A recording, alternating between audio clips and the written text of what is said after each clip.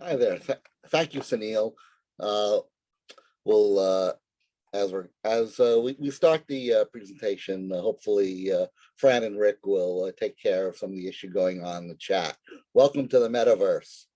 The ironies of the Metaverse.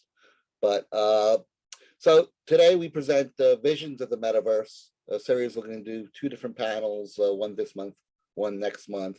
And tonight's platform is on the hardware platforms powering the Metaverse. And we have a really good group of people here from a group of companies that will all share their perspective on what the Metaverse is, where it's going, where hopefully where it's been, and how basically the tools are coming together so that people, creative people, developers, everyone can take care and take place in this new medium, which we're really at the birth of seeing it happen now large. So oh, I see Fran cleared up our issue in chat. Great, Fran, thank you. So as I said, we have a number of speakers today. We have Shen from HTC, who's the global head of hardware. We have Remi Arnaud, who's the principal architect at Varjo. Stephen Parker, Vice President of Professional Graphics at Nvidia. Zach Drake, who's a software engineer at Meta Reality Labs. And Joanna Papa, who's the global head of virtual reality for go-to-market and content partnerships at HP. Again, thanks to Fran and Rick for doing the technical work right now, which just helped us right now greatly. So the presentation tonight will consist of videos for the first hour, and from the different presenters. Some of them will speak to the videos, and then the second hour will be a roundtable discussion with all the speakers.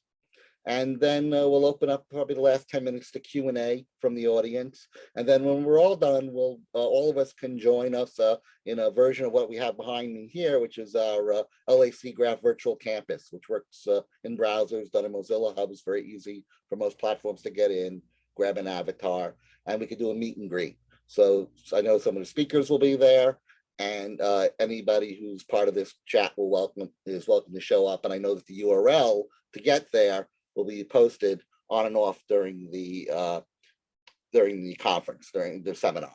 So I see it up there. Oh, no, that wasn't it, but I'll see it coming up soon by Fran and Rick. So let's begin the videos. Our first speaker and video will be from Shen of HTC. And I know he's going to introduce the video. So Shen, we're going to cut to you. Hello everyone, I'm Shen from HTC. As Larry said, I look after hardware here at HTC, including all of our Vive products. So I guess the video will just be a quick intro about some of our products, but I want to go through a lot of how we're creating hardware for the metaverse, right? That's the topic of today's discussion. So with Vive, it's something that we came up with back in 2015, and we eventually released something in 2016. For us, it's not just about the hardware. We're also looking at being a platform provider as well, and the goal is to give developers the most options and tools for deploying their content and monetizing it as well. But in terms of the actual hardware itself, we've been trying to build up a wide portfolio to accommodate a wide variety of users. So similar to how the computing market, where you have the desktop PC when you really need that performance, something like the laptop when you want a balance between portability and performance, and then something like the tablet where that portability is really key. We set out a similar set of goals when it comes to our segments for VR. So first we have some PC VR, where we have the latest Vive Pro 2 for the most demanding users, right? People that need the most exceptional visuals, the most exceptional, precision tracking and comfort, that may need to use it for long periods of time. So Vive Pro 2, we're seeing a lot of professionals use it, but also a lot of high-end gamers as well. with, analogous to the laptop, we have our all-in-one Vive Focus 3, where it's very much designed for portability and performance in a very neat balance. While it's a business headset, it's we kind of built it for where it was leaning more towards the performance side of that balance. And of course, we have Vive Flow, which we're not really calling it a VR headset, but more immersive glasses, where portability is key. It's not about the performance; it's about delivering a good experience while making it incredibly portable. Traditional VR headsets, if you throw into a backpack, it'll take 60, 70% of the space, whereas something like Vive Flow will only take a small portion of that. And then aside from the headsets, we also work on a ton of other components as well, including accessories. So things like Vive Tracker, one of our most successful accessories, where you can bring any device into the virtual world, precisely tracked as well. And then, we've also been working on things like facial tracking, eye tracking, being able to have more realistic avatars as well, being able to give that sense of the human factor when it comes to our avatars. When you actually go into a virtual world and you get things like eye contact, you feel that sense of body language, facial muscle language. All of that is incredibly important. It is the difference between you thinking, this is just an avatar, being someone, to triggering that part of your lizard brain that goes, this might actually be a person, right? And that is, to me, is the difference between someone, an avatar that might be too close to me, or someone that feels like is actually stepping into my personal space, despite it actually being in VR and not actually mattering that much. So overall, for us, while we built out a lot of that hardware, we're also looking towards how we're connecting people as well. That's one of the key things when it comes to our vision for XR. So we've been talking about our Viveverse goals, right? That's our vision of the metaverse. Connecting people from all walks of life to new worlds and experiences. It's not just about hardware or even software, but it's also part of that. It's about things like security, privacy, and also infrastructure as well. And we can dive a lot deeper into that during the actual roundtable. So that's kind of a quick summary of the goals here at HTC. And then I'll pass it on to our video, which is pretty much just a highlight of a lot of our current products.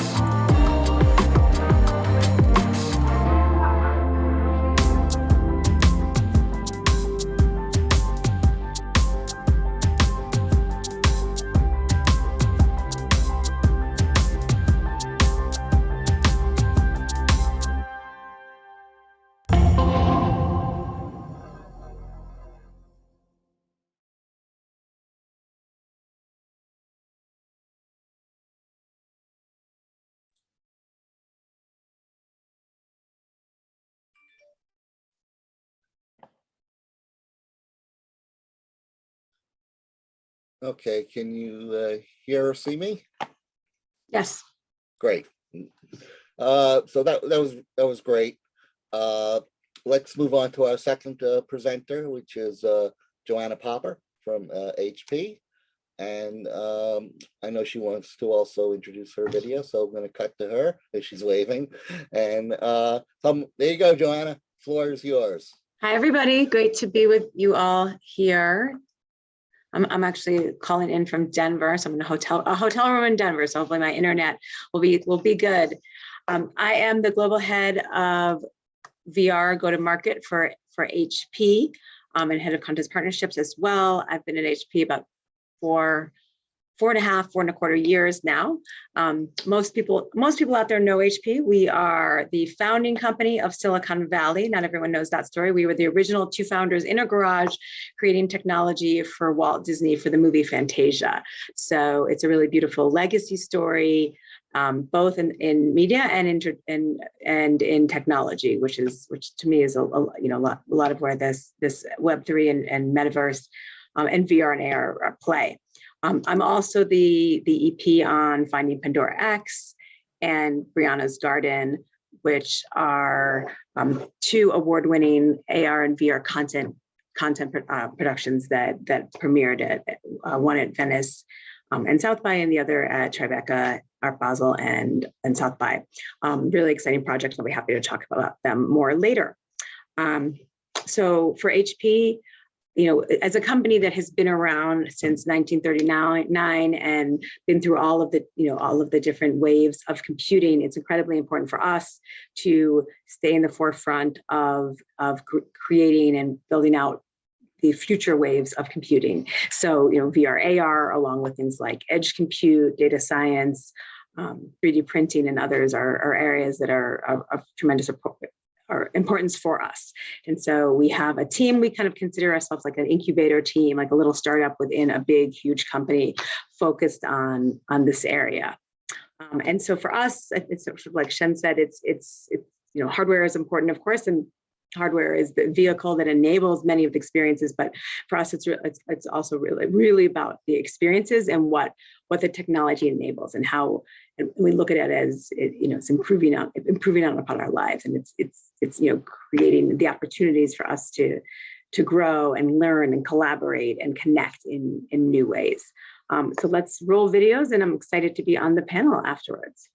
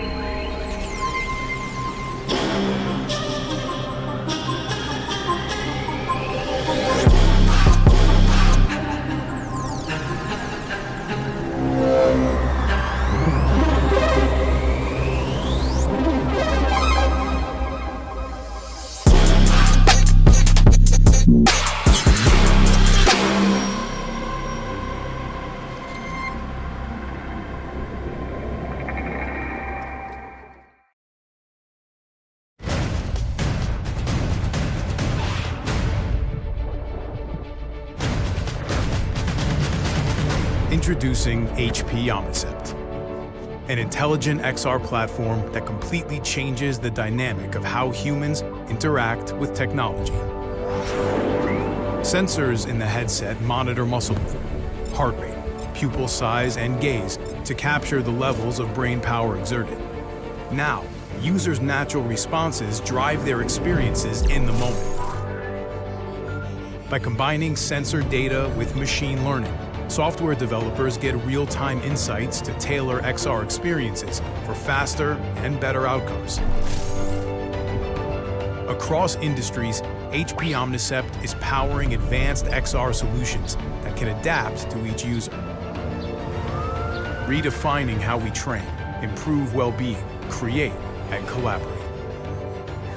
HP Omnicept-powered apps help ensure the capture and transfer of data comply with GDPR and keep user data confidential.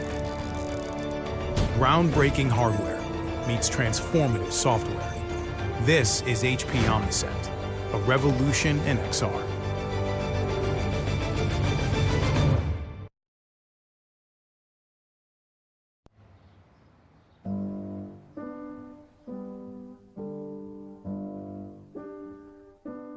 Because what I study is human beings and how people respond to media, I've always been interested in what happens with the next medium. Virtual reality opened up this amazing potential for looking at different ways people interact with this virtual world. In this garage, When you do a video, you frame an it, industry was you tell born. a story. You Literally, direct attention to Silicon particular Valley areas on the started screen. here.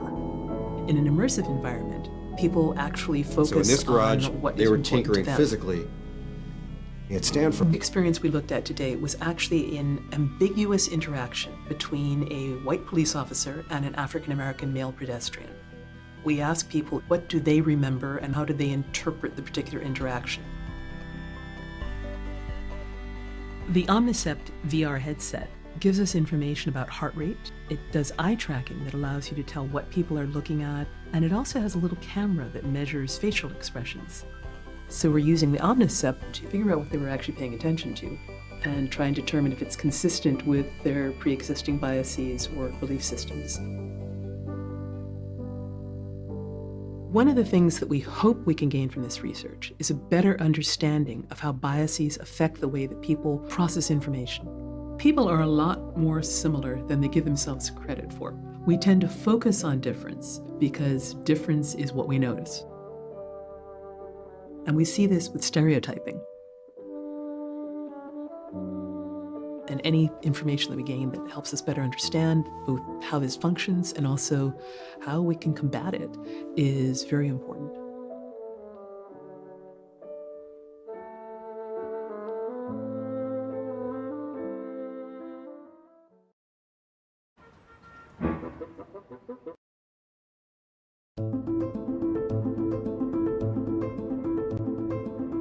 I created Membus 10 years ago because I was thinking that there was a huge need for manual skills training, and the use of new technology was for me a key to attract people and train them.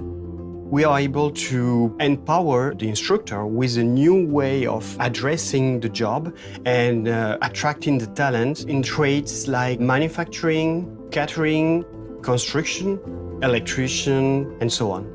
The Omnicept experience is really something you have to live. It's really impressive. We have all these biosensors. We are developing our simulators based around it.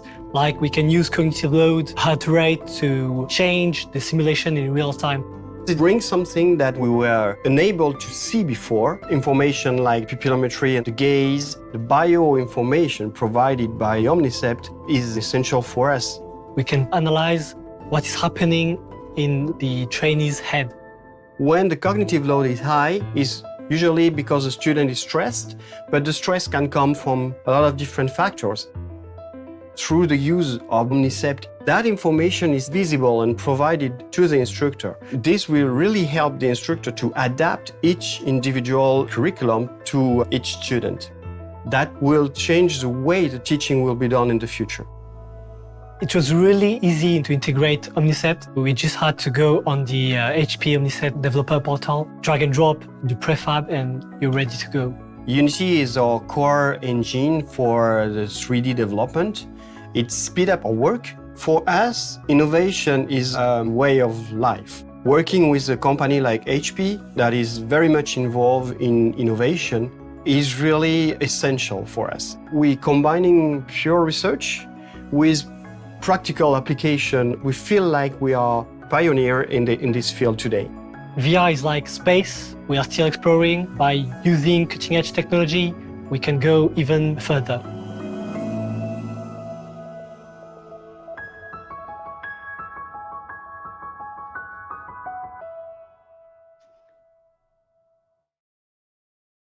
Great, so thank you. So yeah, that was we're showing some of it, the hardware that we have, the HP Reverb G2, which we created with Valve and Microsoft, and then the HP Reverb G2 Omnicept Edition, and some case studies around the use cases, or a couple of the use cases. We also have a software called XtendXR, but that we just launched to help people scale out large VR installations that is actually compatible with the HTC Vive Focus 3, as well as the Pico all-in-one headsets. But I did not show that here because we're focused. This was about hardware. So Next month. that's another one. If anyone's interested in that, happy to chat with you on that. And thank you. You all, thank you. And maybe next month, next panel, we'll do more of these. That's the whole idea, is to do a lot more of these Metaverse and Web3 oriented webinars. So our third presentation will be from Stephen Parker, Vice President, Professional Graphics at Nvidia. I know that he has a video to play, so I think we're just going to go directly to the video, correct? Yes. All right. There he goes. So let's go right to the video.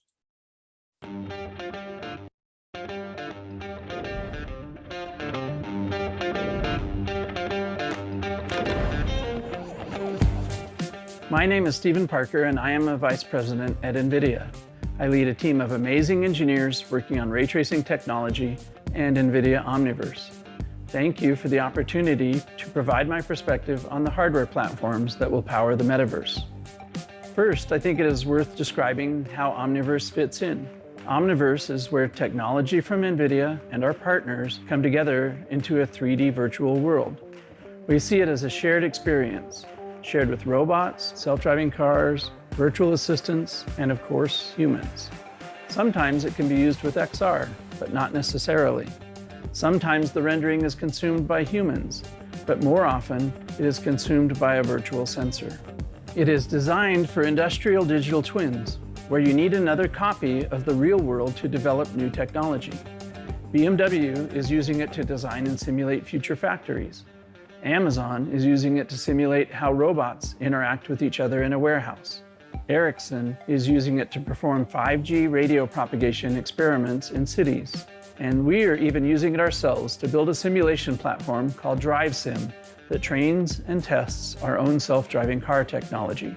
We also use it to train robots in a virtual world that can operate in the real world. A digital twin has two facets: a design phase where all of the collaboration facilities in Omniverse are used to combine 3D assets from many of the commercial CAD and modeling tools that you know and love.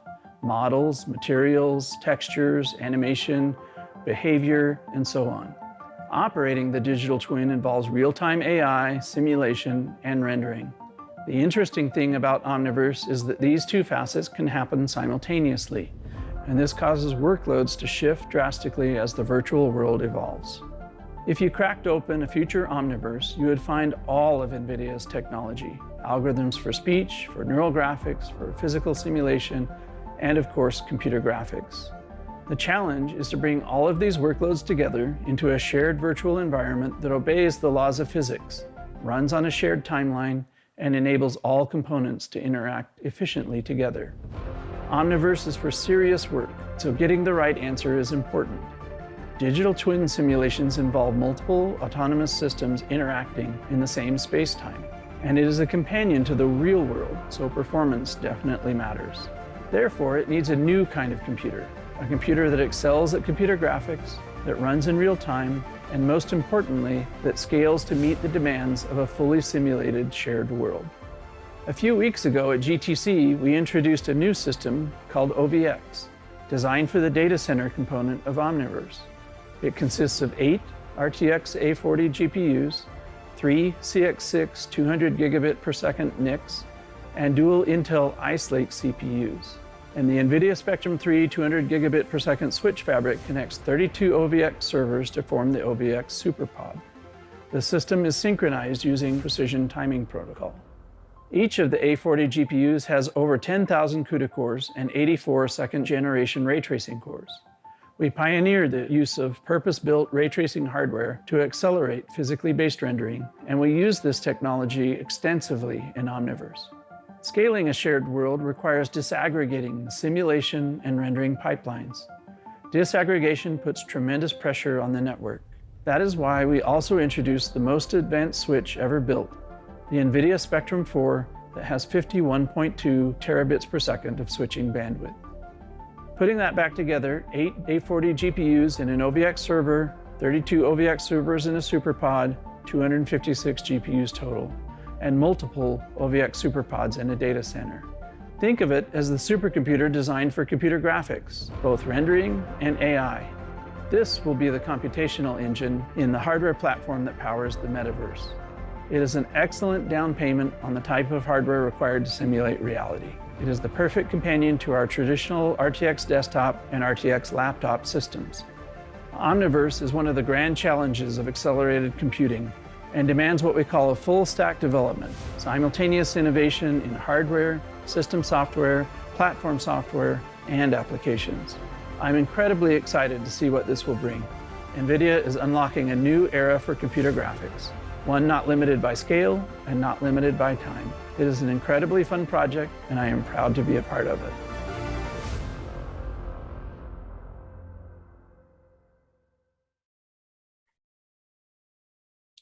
Wow, that row of machines was pretty impressive.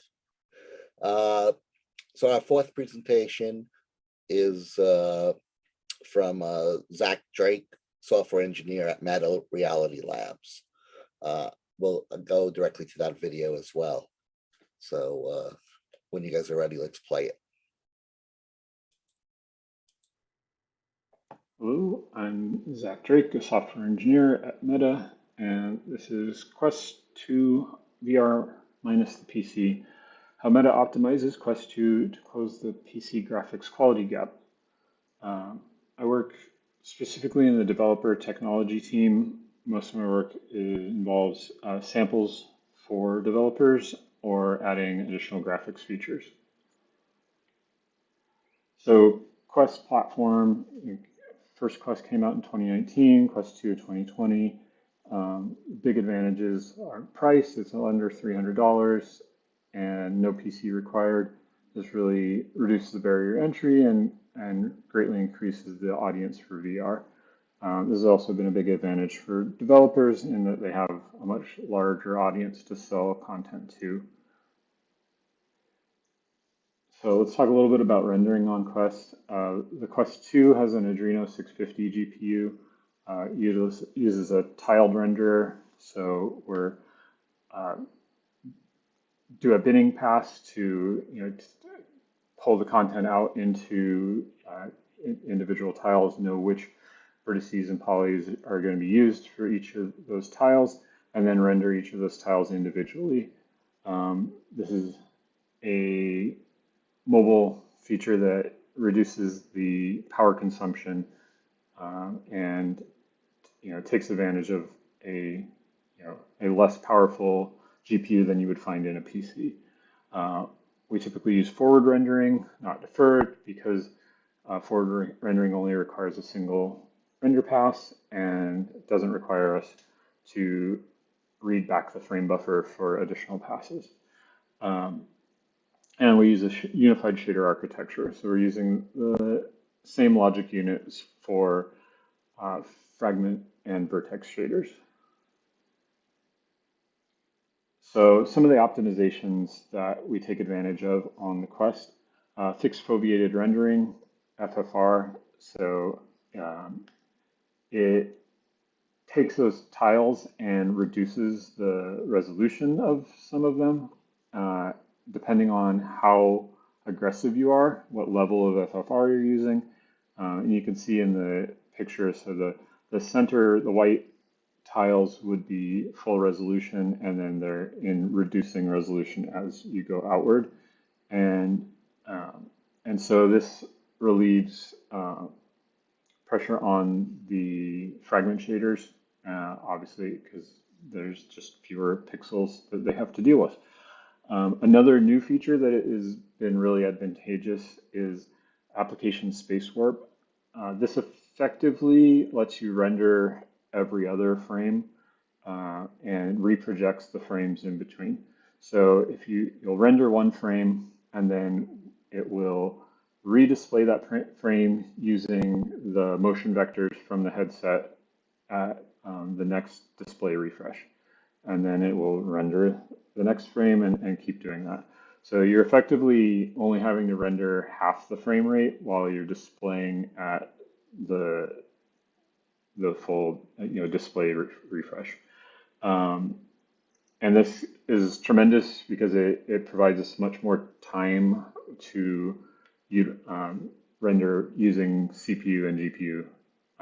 So there's just a lot more time to get things done.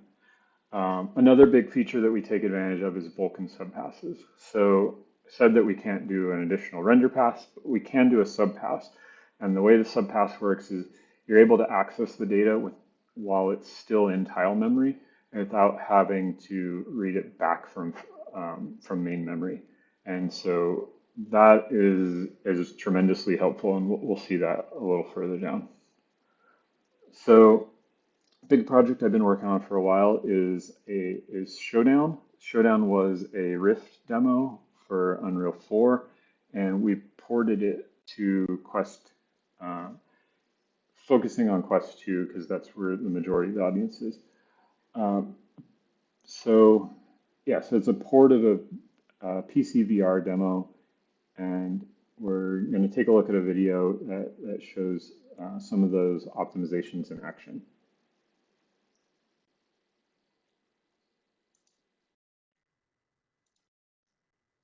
Okay, so up here on top is OVR metrics HUD. It's an overlay. It shows us our FPS, our CPU utilization, and our GPU utilization, and some other stats on the side.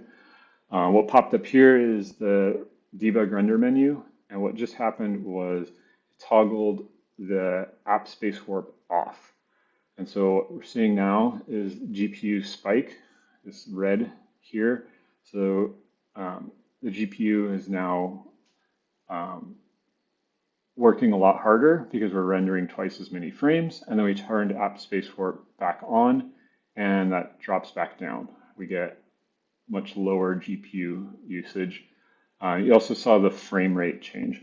So because effectively we're only rendering 45 frames per second right now, even though the display is refreshing at 90. So then what just happened here is we turned FFR off, and then we turned it back on. So we got a spike in GPU utilization there as well. It's a much smaller spike, but it's definitely very noticeable. And so then we got back to a lower level, back in the green. And then what just happened was the tone map subpass got turned off. That turned off our color lookup table, and which is really obvious, and then it turned back on. And what you'll see there is there's a little dip, but it's a pretty insignificant dip, which speaks to how efficient that tone map subpass is. Really helpful for post-processing. Let's do that again.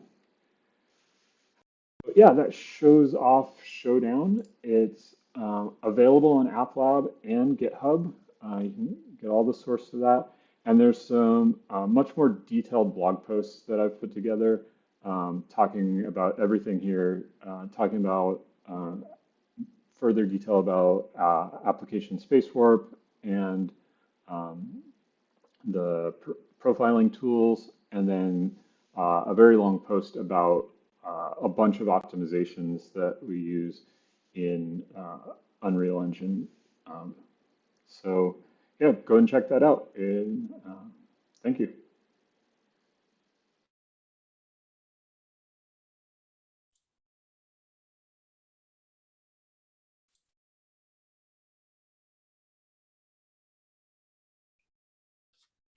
Okay, so we're back, and our final presentation is a video from Remi, Arnaud, who's the principal architect at Varjo. So we'll let that video play now as well. Hello, my name is Remi Arnaud. I work remotely from California for Varjo, a Finnish company specialized in high-end VR and XR hardware and software services. I'm here today to introduce the company and products to you. Varjo is a 6 years old startup that was set up with a mission to enable seamless merging of reality and virtuality.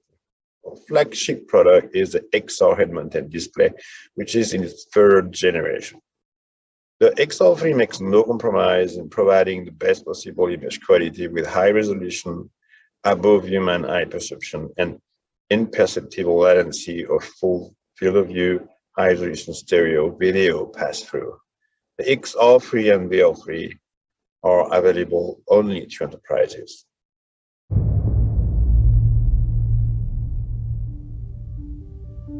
Our dream is to move beyond a simulated experience to a real experience, where we remove any negative training entirely and recreate the exact feeling and conditions of the most mission-critical scenarios.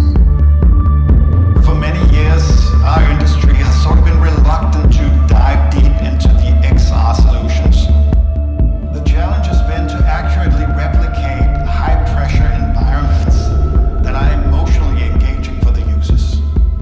High fidelity is critical for effective mixed reality training for pilots. With the Varjo XR3, the realism in the field of view is further increased and prepared, which removes negative training when recreating conditions of the most mission-critical scenarios.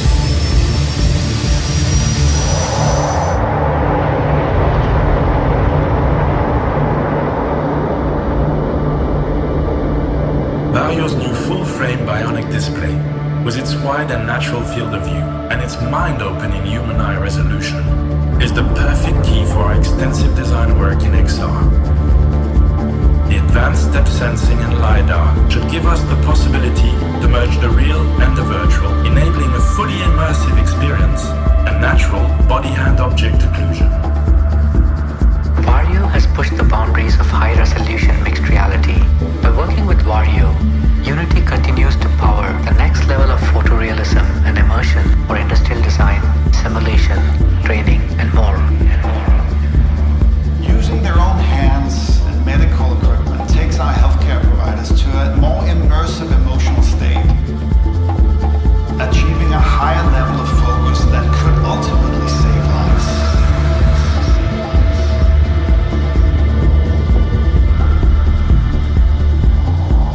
Unreal Engine, coupled with Varjo headset, has allowed users to power some of the most demanding use cases of immersive technology. The new XR3 and VR3 allows creators to explore the next frontier of immersion using the unprecedented level of visual performance.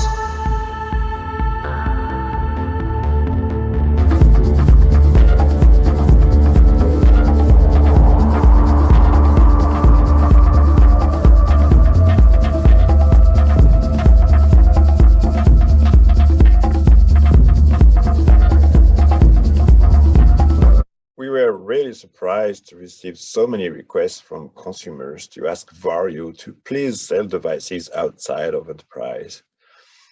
Some went so far to create their own company just to be able to purchase a VR3 device. So we decided to create a high-end consumer VR device, cheaper than the VR3 model, removing hand tracking and focus display.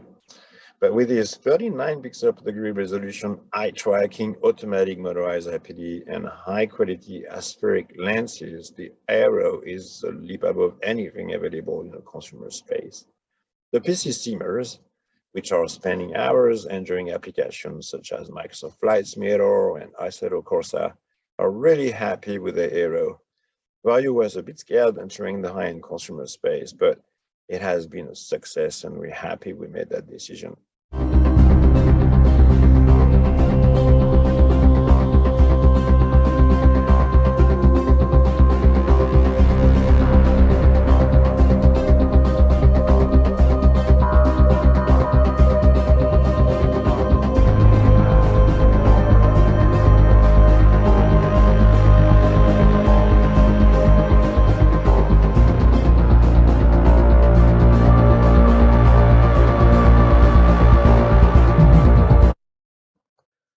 customers are finally able to put together solutions that the XR technology promised many years ago. Being able to bring digital content into reality with enough resolution is the enabling condition for a lot of training and design applications, avoiding negative training. We also are able to bring your computer desktop inside the headset, and you can place it wherever you want inside your physical space. You can use your own hands and keyboard through the video pass-through while wearing the XR3 headset. Use existing applications inside a 2D digital virtual desktop, and at the same time, you can see the digital object produced by the application blended with your real world. You can also use the lighting conditions of the real world to interact with the virtual objects, and you can also see the shadows of the digital object projected onto the real world. By the way, Varjo means shadow in Finnish. And we can go a lot further than that, and using cloud, edge, and 5G technology, as well as real-time depth estimation and 3D reconstruction, to share someone else's reality without having to physically relocate. This is getting closer to teleportation and will enable many more applications in the near future.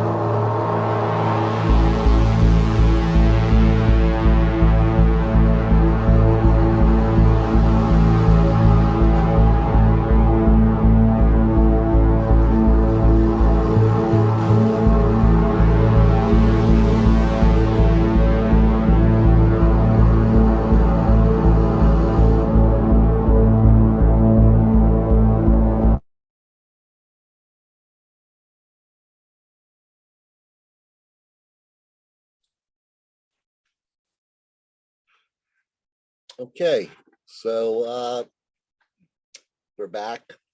And so we hope you enjoyed the short video presentations that were done. So that concludes that section of tonight. What we'll do now is we'll take a quick break for a second, but we'll begin to move into the second part of tonight, which is a roundtable discussion with all the participants. And again, we'll go for maybe 45 minutes and then open up some Q&A at the end.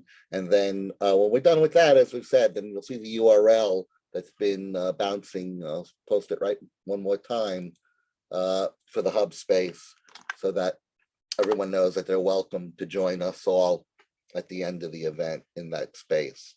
So let's begin the roundtable. So I guess at this point, I guess everybody's video should come up. Is that the idea, Fran? Yes, everybody should unmute themselves and show their video.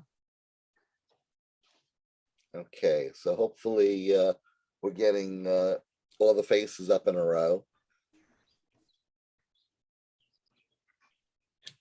And they'll be broadcasting. We'll have a Brady Bunch of heads in a moment. It's a story of a lovely lady. All right. Are we broadcasting all the heads? Oh, Looks like it's spotlight on you, Larry. It's on you. Okay, I'll give our crack tech team a moment.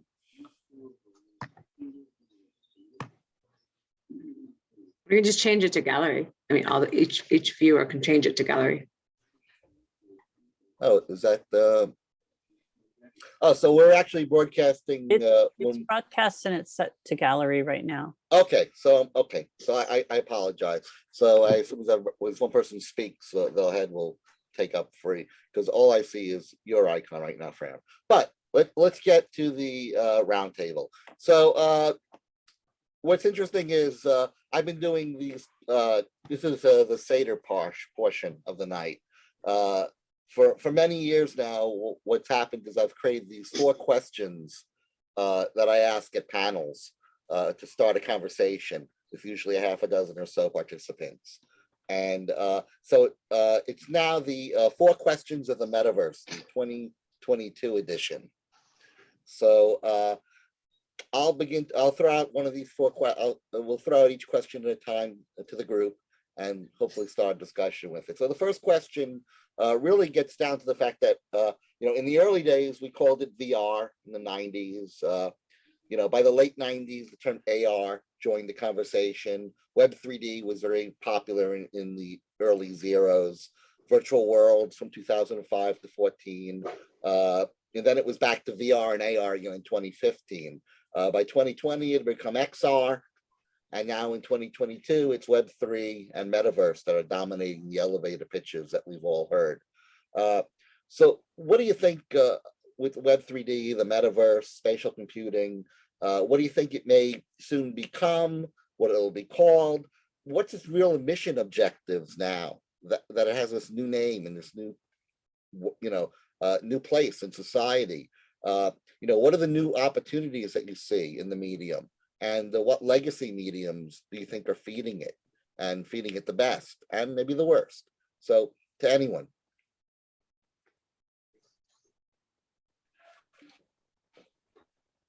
I'll try to take at that. Go. I think in the 90s, I was a graduate student, but we probably didn't know what it was for, right? We all knew the term metaverse, and everybody's working on virtual reality, but social networks were a glimmer in people's eye, and AOL discs were being mailed out in cardboard wrappers. But I think if you fast forward today, I think we have a little bit more idea of what it's for. Social interaction, of course. We talked in the video about using as a simulation platform to train robots and to train self-driving cars and to learn how humans interact with those autonomous machines in a relatively safe environment. Furthermore, there's some pretty challenging problems with humans that I think we just didn't have the solution for. AI was the thing, but I say what's the problems that are starting to fall because of deep learning was really difficult to tell even 10 years ago that would happen in the near future. So I think it's a combination of having the right technology and the right uses that will accelerate the development of what we think of as a metaverse. I think you're onto a point there that what's very interesting is that in the 30 years that this has developed, AI has become a major component at the same time, which in some ways didn't exist in the earliest thinkings of VR. It was a playground, but maybe it was, maybe there was a matrix machine running it all, but AI wasn't as integrated into it. And also maybe, this concept of Web3, blockchain, or economic systems that are tied, intelligent documents to it, is new. So that is what I think a very good example of kind of a new mediums coming out. And I don't know if anyone wants to, a lot of people look at this coming from games. Maybe, Zach or someone, Meta, we started with a gaming platform in a sense with the Oculus revolution. Anyone thoughts? Yeah, gaming was kind of the de facto one, right? The first headsets were PC VR. So the biggest market for a PC VR headset were the gamers. So that kind of made sense with, with the move towards more all-in-ones. you can enter a much bigger market as well, right? You don't need that computing. And then one thing that's also key is infrastructure as well, right? Things like 5G, it's becoming, more and more pervasive, especially in the biggest cities. You're always going to get a 5G signal, and not only the speeds, but the latency that it brings and the capacity that it brings is what will be game changing, right? We still need the back end infrastructure of cloud computing, but at least the networking is there now. It's not just us, Meta and even Nvidia are working on remote rendering technologies as well, which will be able to power all of that. Yeah, I think you get to an interesting point where the entire, computing platform metaphor is being changed now, in a sense where it had gone from PC to then mobile with the phones, and now is trying to move maybe into a new direction with, hands off per se, or hands active, and that the entire, world, the platform world, the hardware needs to kind of begin to, come into that world and lead that world, in a sense. The integration of it. Other thoughts? So yeah, so you mentioned video games, and when I think about where we are comparing Metaverse and the video game industry, I'm gonna say that we are like in the 8-bit ages, or maybe the 16-bit ages, and we're far to be where we need to be for all those applications and experiences that people dream to be a reality. So interestingly, at Varjo, we don't do games at all. We specialize in enterprise and training and so forth. And so we see things from the other end. Of course, the market addressable is not as big. It's not about how many headsets we sell, but it's more about the quality you can get with our hardware. And honestly, I'm really excited about getting more.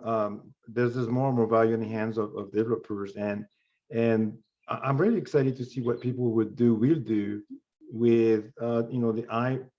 human eye resolution of a headset, and right. And it's because suddenly you, like video games, right? At the beginning on the console, we were limited, and 8-bit pixels and so forth, and then they became something completely different when the high resolution and the engines became what they are now, and the quality of gaming. So so with everything in VR, every element of the chain has to be correct for everything to be perfect. So so we like pushing from the top end and really to see what's going on there. One thing I want to say about Metaverse in our world is maybe different than the image everybody has, where a bunch of avatars running around in a virtual space.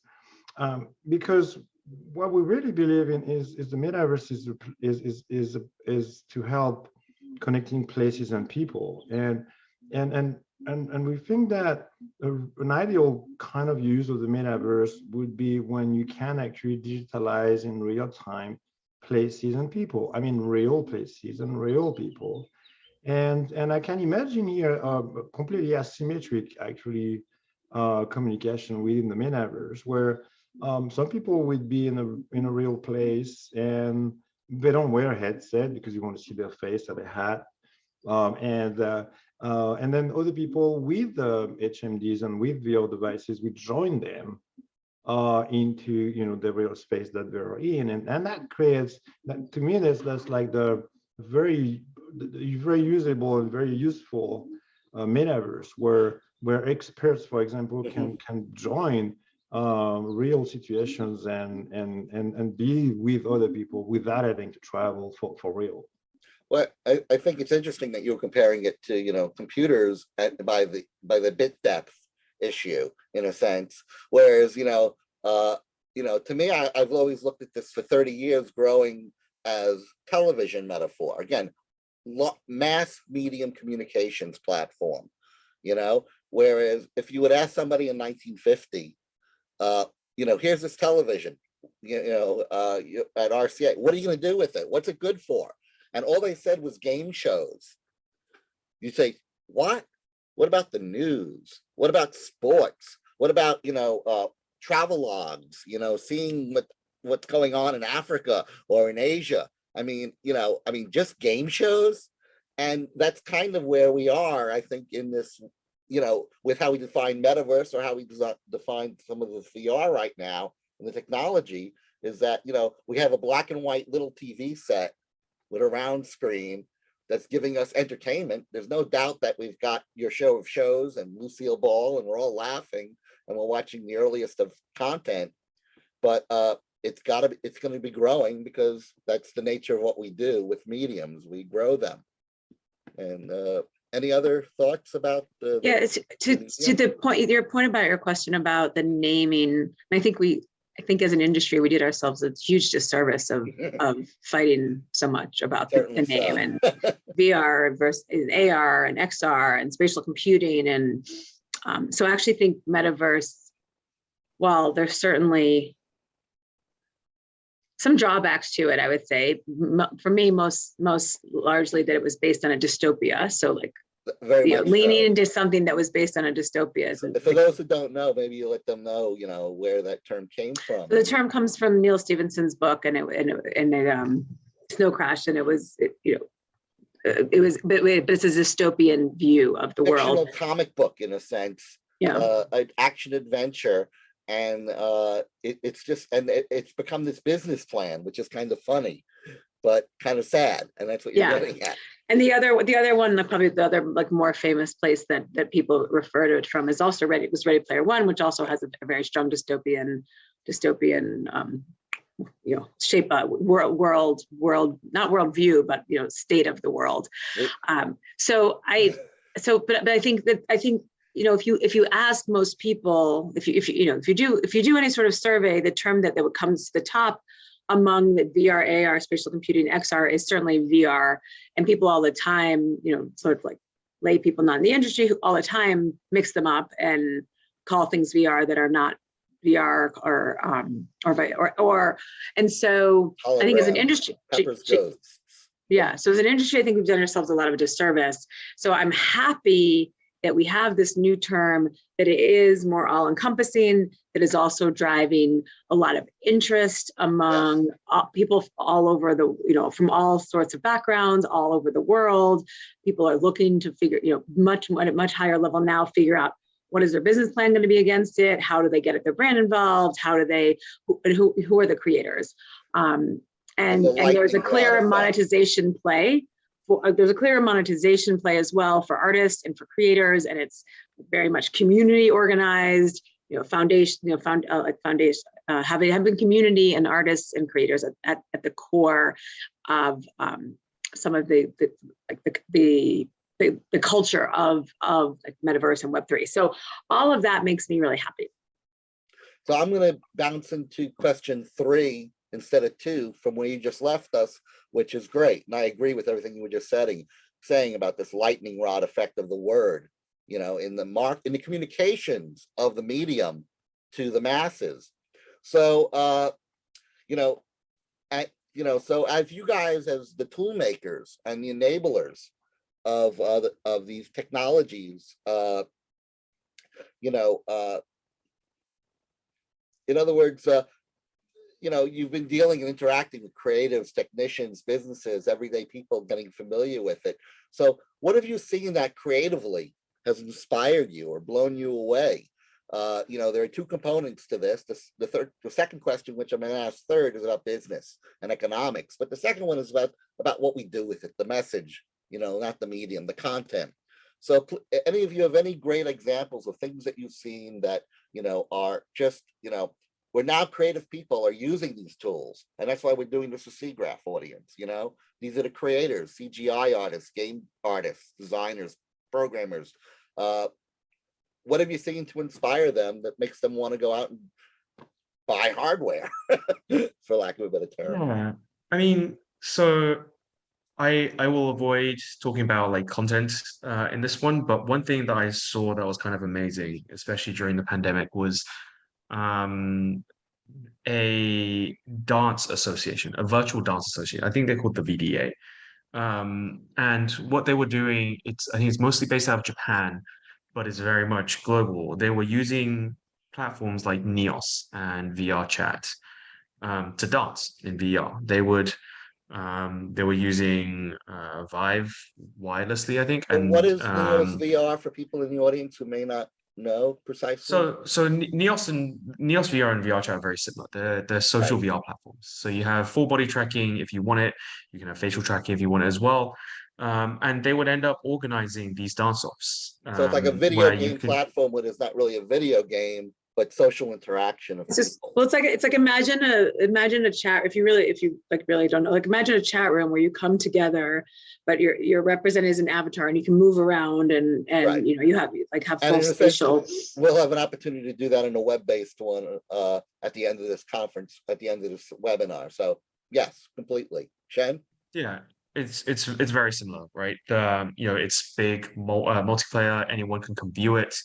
And what was really interesting were a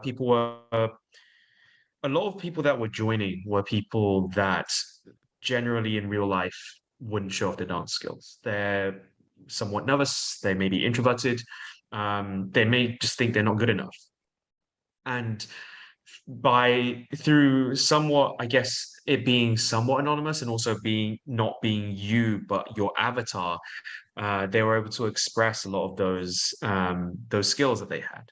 So they would put Vive trackers on their body and have really precise full body tracking. And you'll see people like breakdancing. You'll see people spinning around and jumping around.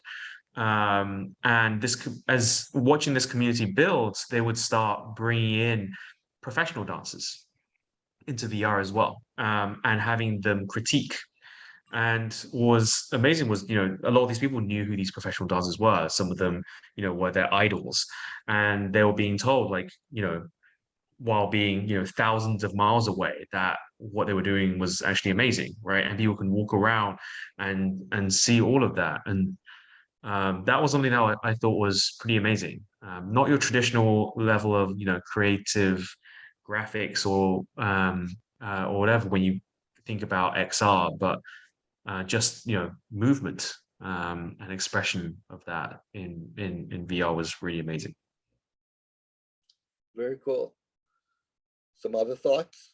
Yeah, I'll piggyback on that.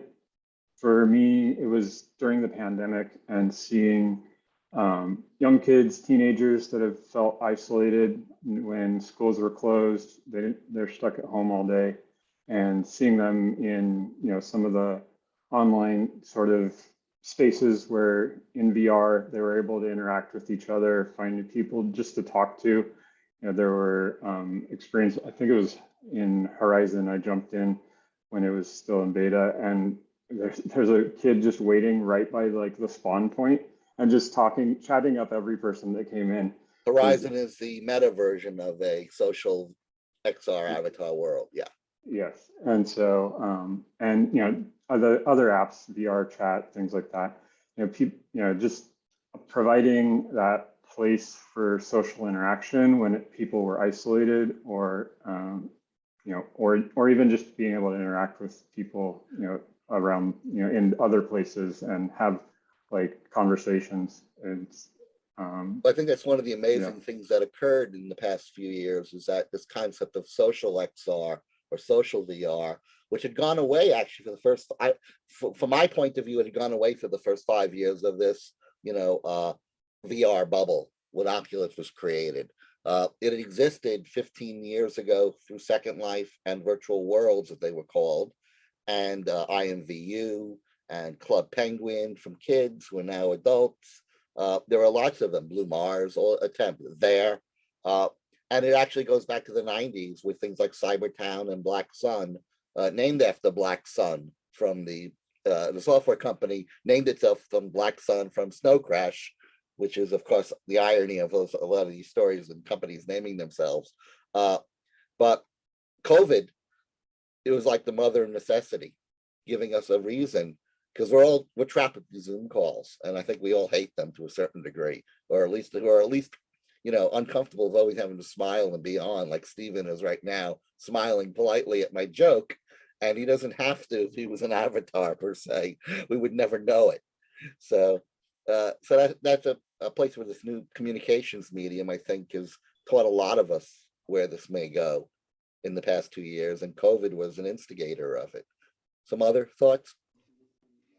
Yeah, going back to the hardware nature of things. I mean, we're asking, you know, what would be what is the most interesting instead of tech, and in my opinion, what I'm really interested in is to see more new technology available in more hands of more developers. And there's a couple of things that I'm looking forward to. Number one is actually eye tracking. So eye tracking is being taught by so many people as something that we should use. Merging question 2 and question 3, but I'll allow it. We'll let them begin to flow. Sorry. No. I'm just like question 2 is usually about the technology and the business side of it versus the creative. But go ahead. We'll go with it. Go with it. Okay. So yeah, I want to say that I'm looking forward to, for example, the Sony PlayStation that is going to come with eye tracking for every single PSVR 2 devices, and I'm looking at this is not a new technology, but the fact that it's actually available to everybody in the low end, it's going to hopefully enable to a lot of new applications into that space and help, with the development. And the other technology that's similar to that would be the pass-through video, which actually has been enabled on Quest recently. When do you guys think that things like that will become? Because we saw a little bit from Zach's demo with foveated rendering, and again, because what's nice is that you guys represent a very high and low end, from mobile cost point at $200-300 to a high end professional unit. When do you think that'll become more established in the full range of the medium, like all TVs are color, be it a $600 TV, a $200 TV, a $2,000 TV, Well, I mean, I hope as soon as possible it's becoming the case. What I was mentioning, eye tracking and pass-through video actually are two the technology that are becoming more mainstream, pushed by either Sony or Meta in the consumer space. So we're looking at that as a very positive thing, so that will have a lot of changes on the business technology and people and applications, and we are delighted to see that happening. And the more applications using those technology, the more we can take advantage of things like Varjo as well. So it's all good. So I'll open up.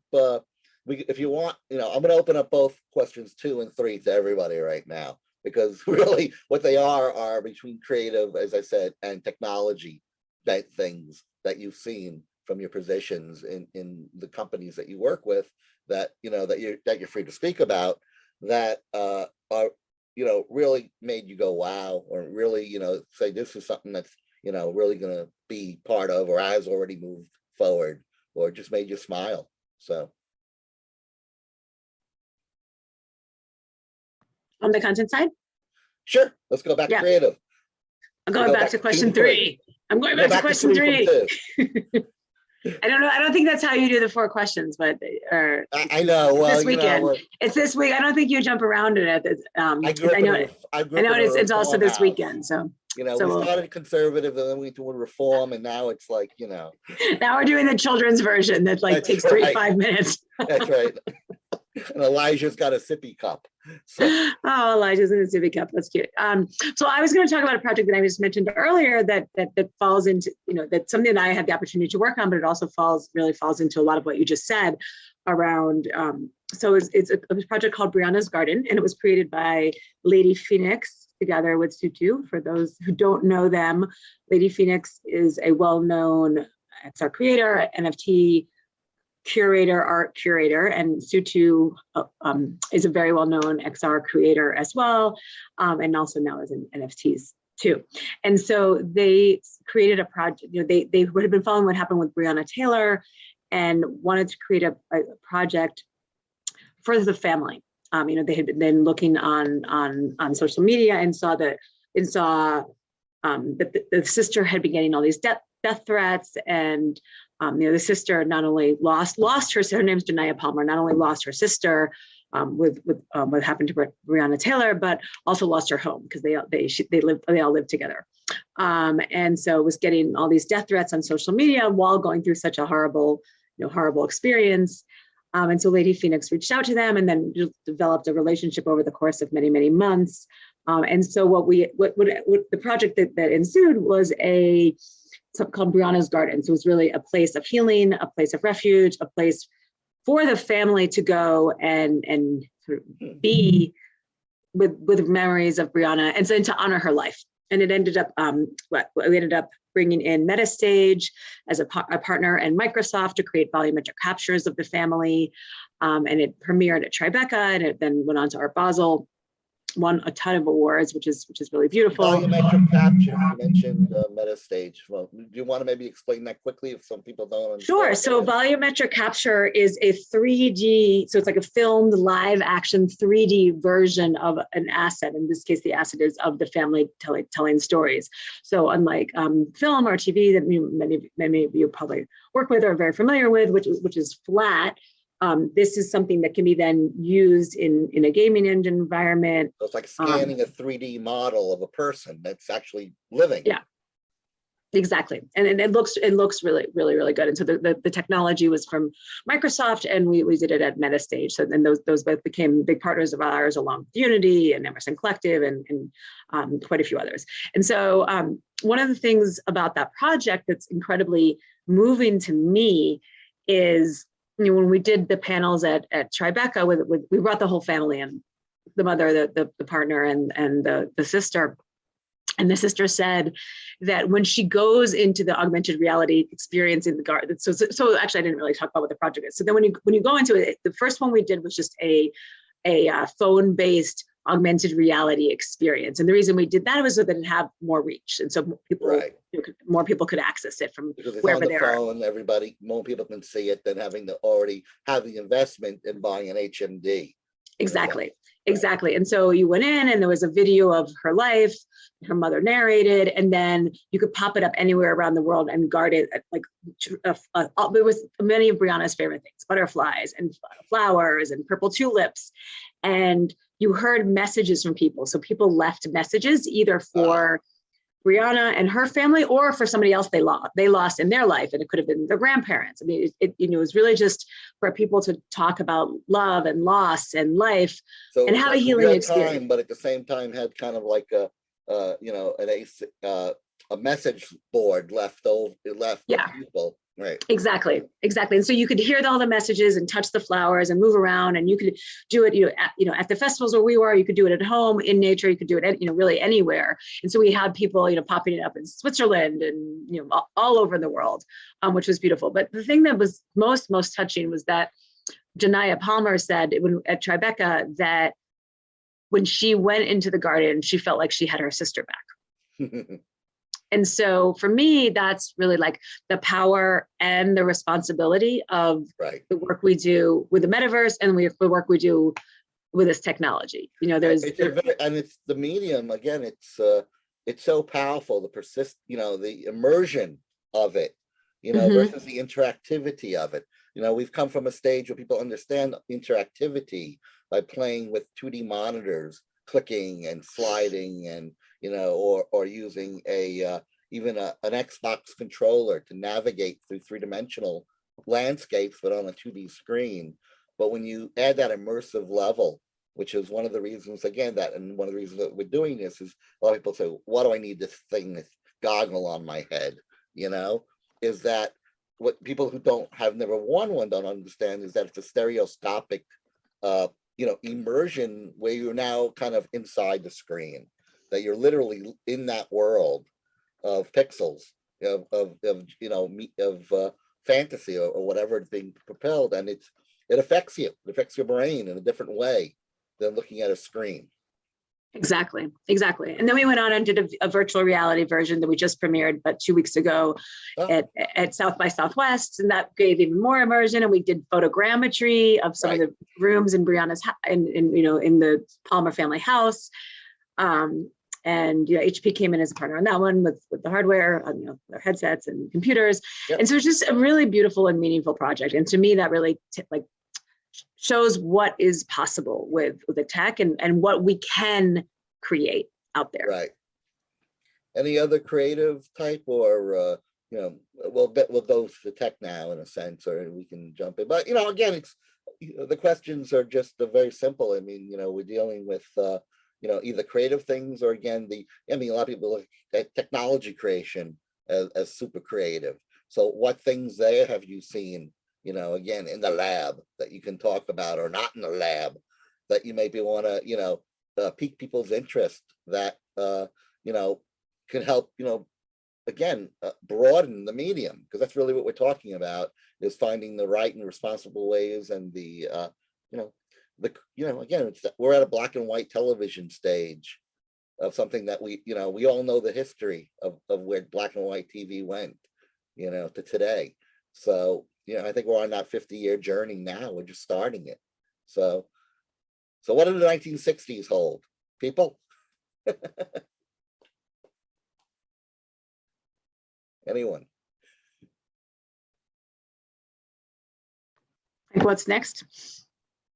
Well, I guess I'm just saying, one of the things I have here is, where do you think the tech may be in a couple of years? I mean, in a sense, or some breakthroughs, or where's hand tracking going? I mean, a lot of people, again, we've had these things that you hold. We went from a 3DOF to a 6DOF, and then we've got these hand trackings. I mean, again, these are the issues that a lot of people just don't understand, that are, creatives who, filmmakers, writers, artists, whoever, who still don't get it. And that's kind of what we're trying to do here. This is really a primer night for people, and this taping that we're doing. So, hand controls, I mean, what they are and where do they go, people, anything. I guess it's hard to compare hand controllers and hand tracking, right? There's I'll give some background. From a technology perspective, hand tracking is still very camera based, and then actual controller tracking, you have more than just camera based. You have IMUs inside. You have a lot of stuff to do to track when there's occlusion. When you have a controller, you can define the size, whereas everyone's hand sizes and shapes will be different. So there's a lot of hand tracking has a lot of improvements to go, but also the use cases are different, right? Like with pure hand tracking, you don't get things like haptics. You don't get finer motor movements. There's a reason why we still use pens. What are haptics? Right? We use styluses. Haptics. What, for the layman in the audience, what are haptics per se? So haptics is basically just feedback. That's just kind of the best way to say it. So things like vibrations when you use a controller. So it's like when you're touching something, you feel it. Or if a bullet, it's like a video game controller when you're driving the car over the gravel, you feel it bumping. Yeah, haptics come in different ways, and that's another little rabbit hole to dive down when it comes to haptics. But it doesn't have to just be vibrations. If anyone's played things like Time Crisis in an arcade, right? The kickback from the little pistol, that's haptics. So you're missing all of that when it comes to pure hand tracking. There are people working on things like ultrasonics and all of those things where you can have like pulses of vibrations in midair, but all in all, like your hands can move in such huge directions. Like, so coming back, like there's a reason why we use controllers to play video games. There's a reason why we use like graphics designers use styluses, right? Instead of just using a touchscreen. Tools bring specificity in terms of things like accuracy and usability. Exactly. So it's not, so there's no, from my perspective, there's no world where hand tracking will replace controllers. I do think controllers will still get better. People are adding things like finger tracking, where there's a ton of experimentation, right? Valve added finger tracking, PlayStation added haptic feedback on the triggers themselves, right? Being able to add different pressure levels. If you look at Microsoft's Xbox controller, they even allow you to tune the different levels of how much your trigger button can actually press. So I think we're still in an experimentation phase. You know, for us, we recently launched what we call a wrist tracker, right? So coming back to things like the International Dance Association, it's about giving the ability to track your full body, whether that's using trackers or eventually, I'm sure, you know, the Xbox Connect camera did it by using camera to do full body tracking, and people still use that today for full body tracking. But for us, you know, we had a wrist tracker where we could do a lot of things. It allowed us to bring better hand tracking, right? Because when it comes to hand tracking right now, you have to use at least 2 cameras because everyone's hand size is different. The way you tell the depth, how far your hand is away, like if you look at this camera, it's by the size. So you need 2 cameras to use kind of like human vision to figure out how big this hand is at a specific distance, and then I can guess at other points. But say my hands do this, it becomes really hard for current hand tracking technology. So we're kind of at a point now with the technology. We say you called it exploration stage, and this is something that I know to be true, and I'll bring it out to you and then mention to and then all the other panelists, is that, you know, different companies, different devices are using different sets of technologies, in a sense, packaging them for different kind of general ways. So in a sense, some of the headsets require external trackers, you know, some of the headsets are all in one and in a sense use hand devices that are hand tracking. Some of them, as you say, have external, you know, devices that can be attached to your body for tracking. So when do you feel, and when do you think, and again, if somebody wants to mention again, you know, of your own products, which ones do that, I think it's a good way of kind of helping differentiate some of them. But also, do we see a place where that's going to become more modular in maybe a 2, 3, 5 year period? It's going to take 10 years, 5 years, where, you know, in other words, it'll be a little bit more peripheral-like, as opposed to platform-like, what you can do with a certain device from a certain company per se. So when it comes to things like tracking, it's a balance. It's a really big balance of a lot of different variables. So you know, things like how big do you want your headset to be, right? That will be defined by how many cameras and sensors you want to put in it. What is the performance of the device, right? Especially camera tracking, that steals quite a lot of resources from potential content as well. Do you need additional hardware in there to process that? Things like the ease of use, right? All-in-ones are great because they're completely inside out. You just plug and play. Well, there's no plug. You just pick it up and play. Whereas, you know, for things like Steam VR tracking, where it may be more precise, but the downside is you have to set it up and find, you know, and set it up properly, I guess. It's a balance thing, right? So, yes, I do see being a dance for, you know, I guess the question for a lay creative community, in a sense, is when the balance becomes understood by the, you know, the audience, in a sense, because it's like, you know I got popcorn in one hand, a Coke in another, and I'm ready to go see a movie. Okay, here's my $15. You know, there's a balance to all this that I think will come. And I guess you guys as experts, you know, from different places, that's why I'm asking, because it'll, you know, to an audience that, you know, has even less knowledge, but probably a lot of interest. So I could have a different perspective from what we see every day on that, regarding hands, for example. So one thing we observe is that yes, we are humans used to use tools, and that's what defines us as humans. So tools are really necessary.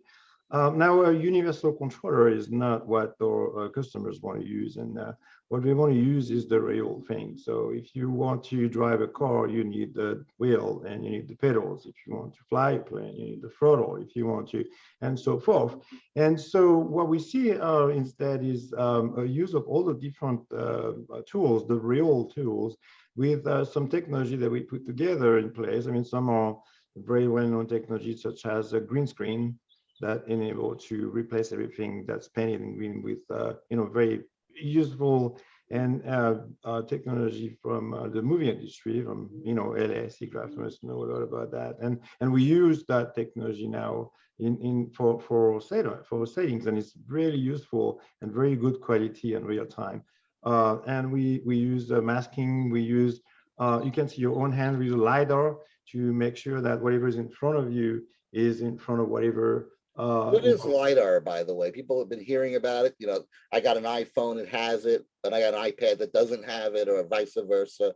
Just quickly, what is LiDAR? It's like a radar, but it's based on light sources. So it's kind of it kind of scans out and takes a 3D picture of the world, not like a photo, but kind of a data set of it, of dots or screen or pixels or voxels, whatever medium. It measures the distance between you and things, and it's like sonar in that regard, yeah. Yeah, and then if you have real cameras, then it adds you can add the real color to the LiDAR, and you can create voxels, as you mentioned, for example. You could do right, because you now have image data and spatial data versus one or the other. But again, it's one of these technologies that I think is changing the world of, let's call it, photography, which again, was a world that was completely changed in the post-production by things like Photoshop and computer graphics 30 years ago.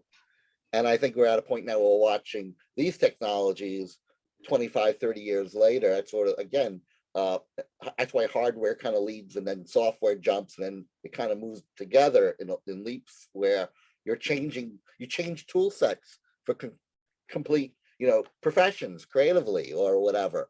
So the photography, right? So yeah, it goes back to the idea of the pass-through video, where what we want to see is the real world, but we don't want to see it directly. We want to see it through digitalization. That's what Varjo believes into, and it's completely opposite of some of the technology out there, which is see-through, where you see the world directly and then you add things to it. So you can debate that as a pro and cons, but we really believe that the pass-through video is the way to go. It's more complicated and more expensive to do it correctly because of all the technology issues and the latency. Right. But once you have it, then you can do amazing things like modifying the video, enhancing your vision, being Superman, or you can also enhance how virtual objects interact with real objects by modifying the real images based on the virtual objects and so forth. And the LiDAR adds to that by not only adding color to information you're looking at, but also depth value for. So now you have this 3D scanning, real-time 3D scanning of the data, and the more you can capture that way, the more you can do computation to it in real time, and the more you can actually start to bring the real world into the metaverse. And so a lot of hardware sensors and technology is required to do that. And that sounds like it's coming pretty quickly to again, these headsets, or one thing that we were attempting to have Snap on the panel as well, but they couldn't bring to get in time. Glasses versus HMDs. I know Zaxia from Meta has a number of different projects they're working on too, which are which are just about a physical form factor and how we recognize them. We look at HMDs as kind of scuba masks. We look at glasses as what people wear, and then like what Nvidia is working on. I mean, those are, we've got massive computers still driving the engines to these things, but they all kind of have to work together to bring, this medium, this, together, out there, to create the ether that the metaverse supposedly is going to be part of. Right. There's a spectrum of devices, and like we talk about, it's AR or this is VR, and like how people can confuse the two and whatnot. Like to the consumers, like they don't care what it's called, and like they're just like when you go to use the internet, like, or pull up a web page on your phone or your computer, like you don't call it something different when you use one device versus the other. It's all one thing. And yeah, a lot of these concepts come together. Like AR is part of the reason that hand tracking is motivated. Like when you're out and about on the street wearing, your glasses, see-through display, you are unlikely to have a physical controller available, or you're just trying to get some quick information. Like that's the case where the hand tracking is vital. And a lot of these technologies that we're developing in VR, like VR is a great test bed for AR technologies or AR use cases, because we have a lot more control over it. We're not having to deal with the see-through displays, and we're able to take advantage of a lot more compute power than what would be in a production like AR device that you would be using on the street. But I think it's a lot like we all do now. When you're sitting in your office, I have a big, powerful PC so that I can, generate, compile code and do things like that. But when I go for a walk, I just have a phone in my pocket. And so there's no one piece of hardware that any person's going to use to connect to the metaverse all the time. It's the metaverse is just a new way to look at the internet, and right. And so, it's the same. You're just gonna approach it from different hardware, depending on your circumstances. Right.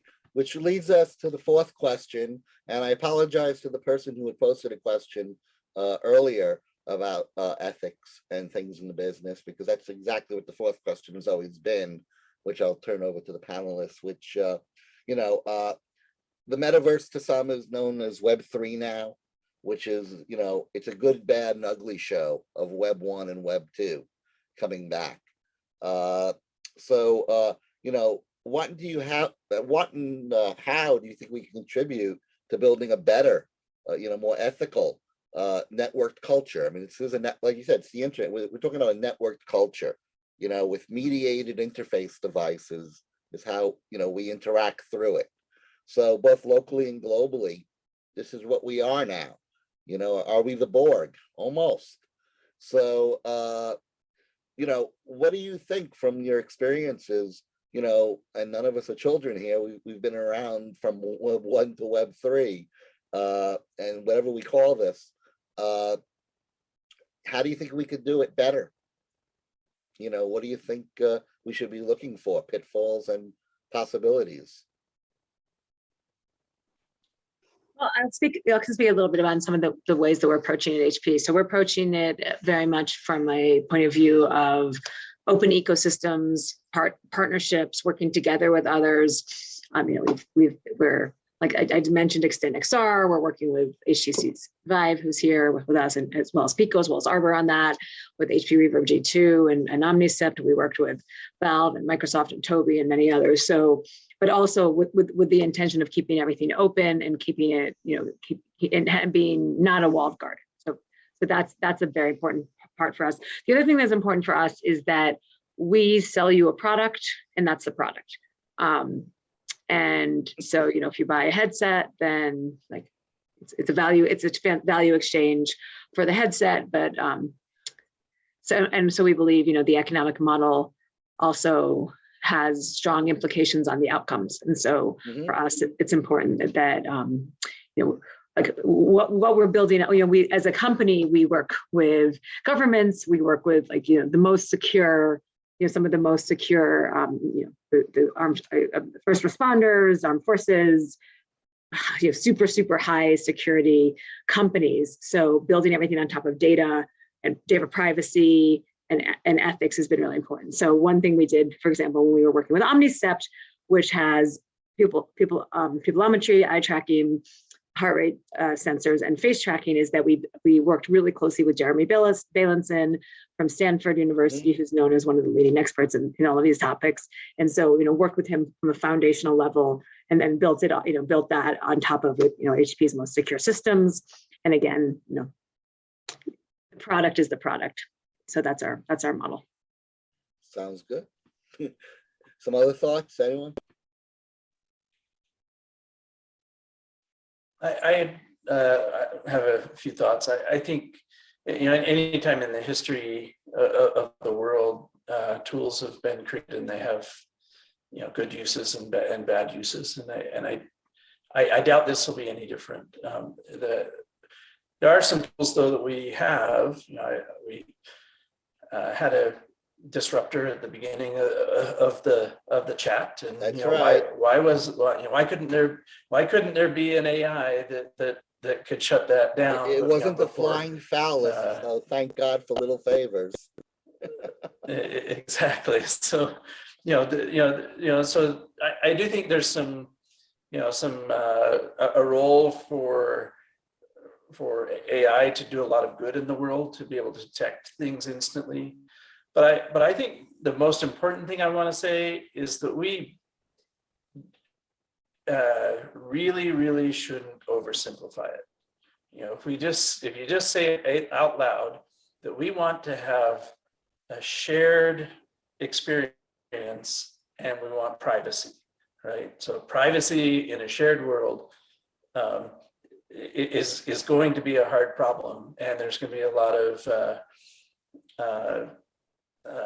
brain power and technology needed to come together in order to figure out how to solve that. And we've already seen ways in which it's gone wrong. People, feeling uncomfortable in shared worlds, and it's going to take a village to figure that out. Well, it's part of the right, Mr. Scott from Star Trek, the right tool for the right job, and understanding that when one picks up the right tool for that it's going to be part of that right job, not to confuse the tool and the job.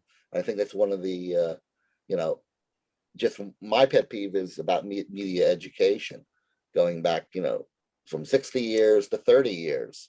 I mean, is that, we don't educate ourselves on the tools as much as we should, I think, as a culture. But any other thoughts?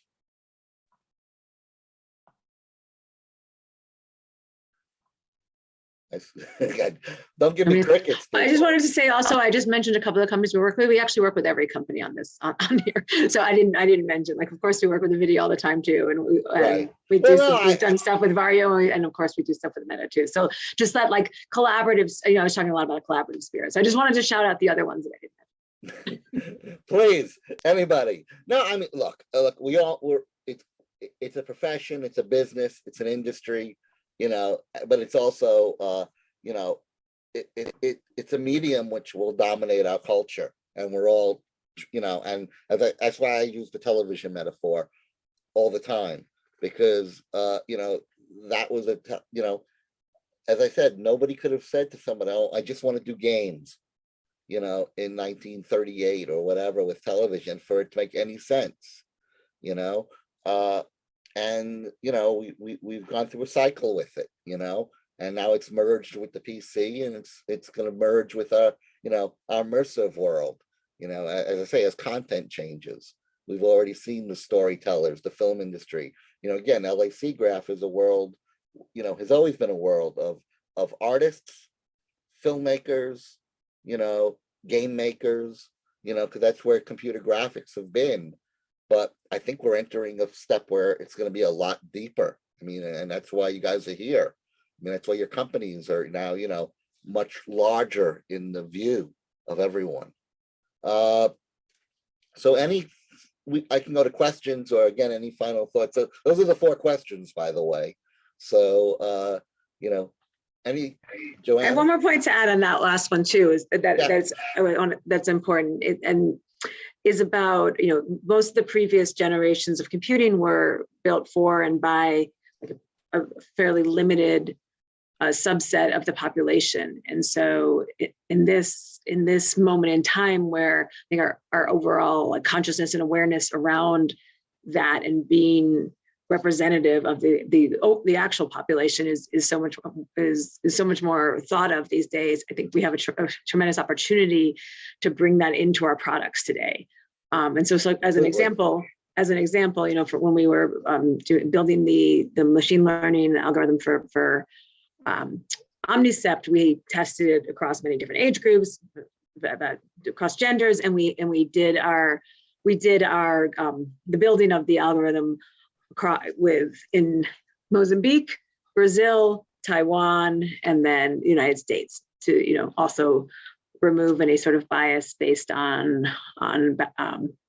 background. Right. I mean, but these are the things that we've a lot of people have, you know, by accident gotten, you know, I mean, facial recognition historically. We backed into these things by, you know, by accident, because again, we are explorers or inventors, you know. One of the key issues that, again, that after 30 years of doing this, you know, we've lost the concept of the laboratory. You know, the lab was built to keep the monsters in, you know. We've moved into a place today where the model is to get the monsters out as quick as possible, propagating to find out what they can do.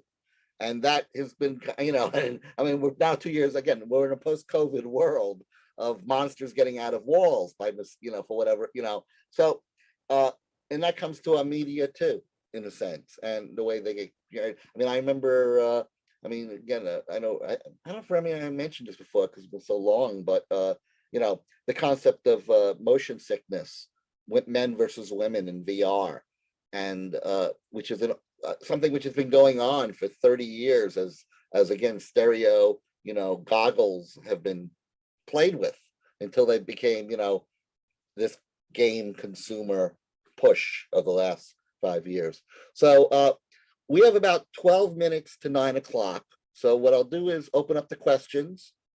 We have I see 7 in the Q&A. I guess, should I read them out, Fran? Is that the best way to do it? For me to just kind of read them out or figure it out and see if they're directed to anybody. I haven't really read all of them yet. And then when we're done, as I said, the URL has been propagated through the chat, just to let you know that once we leave here from Zoom, everything disappears. So if you want to cut and paste that URL in Hubs or get ready to click on it, maybe Sunil will come on and do some closing announcements, I think. But once we go, it'll be hard to enter that URL unless you have it or click on it here. But, we'll stay open for a couple of minutes after the panel ends. Cool. So we're not going to immediately end the room. Okay, so I'm looking at some questions here. First one I see is from Ed Lance. Social metaverse platforms that use advanced features such as heart rate, face tracking, eye tracking, etc. Have any of the social media platforms sought to maybe integrate the higher features of some of the hardware that we have here? I guess like AltSpace, VR chat was mentioned, Shen mentioned it. To my knowledge, they're not integrating it yet. I think it's a work in progress. And I think Neos is probably one of the ones that maybe a little further along on that. Right. So Neos VR, for people who know, is it Hungary, or I think somewhere out there was an educational platform that's kind of been growing, you know, kind of VR chat mode. Lots of college kids. What's that? Engage? No, Neos VR. Oh, okay. I thought you were talking about a different one. Yeah, got it. Yeah. Engagement is another platform that's being used for education. But Neos is interesting because there's a lot of educators and people were using it early on. So it would make sense they would be playing with higher end gadgets. Okay. There's one from, okay. Are your company's spatial analysis related to digital twins? Power of contributing related to digital twins, 3D solution world, growing significant. So okay, we've been using a lot of words. It's digital twin. What's a digital twin, and what does it mean to you guys? You could go up to anybody. It's funny. I was working in a startup with doing that even before it existed. The word digital twin. So basically, what it is you have a virtual world that represents the real world, and every time something happens in the real world, something that you can measure, then you can access to it in a digital world. It's used to, for example, understand energy usage of entire cities. Each building can tell you how much energy they use and so forth. You can look at it over time and so forth. So it's basically, the idea is like, if you cannot see it, there's nothing you can do about it because you don't know it exists. So let's bring everything into a digital twin where it's a lot easier to represent data and observe it, and then you can do something about it in the real world. So this is what Stephen's presentation from Nvidia was, where you're kind of simulating large manufacturing type facilities, or so that you're creating a virtual simulation. It's not a simulation, it's the real data coming through. I believe it's a combination of both, that you want to be able to have real data that's reflected into a virtual world, and then you can have, simulate new robot. Like, suppose you wanted to check in a new code release of your new planning algorithm. How are you going to figure out if that works? Do you want to turn it loose in a factory where there's a lot of things that could go wrong, or it would be better if you did it in a virtual world where that robot can make mistakes, or gain insight into non-visible data and things like that. And so that's what I was trying to get at in the video is, I think one of my passions, the metaverse, is not just about humans, right? There's a lot of other things that can interact with, that we can learn to interact with robots. Robots can learn to interact with us. We've trained robots in virtual worlds that then that robot can now operate in a real world, climbing stairs, standing upright, things like that. So. Yeah, I mean, you're creating a meeting point, in a sense, between the organic, the reality, right, natural world and the simulated world, and you just pull the points that you want to be the same, and then of course you can, right tool for the right job, put in different things. So again, like the laboratory experiment I was saying, better not to have the robot run amok.